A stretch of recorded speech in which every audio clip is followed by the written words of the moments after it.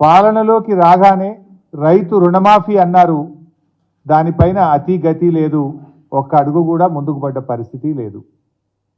ఆసరా పెన్షన్లు పెంచుతామన్నారు, ఉన్న పెన్షన్లే సరిగా ఇవ్వడం లేదు. కేసీఆర్ గారు తెలంగాణ పరువు పెంచే ప్రయత్నం చేస్తే రేవంత్ రెడ్డి గారు మాత్రం కరువు పెంచడంలో పోటీ పడుతున్నారు.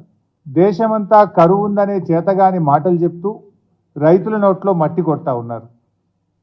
కేసీఆర్ గారి హయాంలో పచ్చటి పంట పొలాలు కనిపిస్తే 10 ఏళ్ల తర్వాత రైతులు తమ పంట పొలాలలో మంటలు పెట్టుకునే పరిస్థితులు ఈ రాష్ట్రంలో కనబడతా ఉన్నాయి.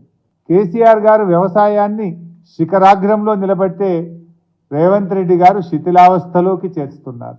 కేసీఆర్ గారి హయాంలో త్రాగునీటికి సాగునీటికి లోటు లేని పరిస్థితి ఉంటే ఇవాళ రాష్ట్రంలో రేవంత్ రెడ్డి గారి పాలనలో కన్నీళ్లకు కొరత లేని పరిస్థితి.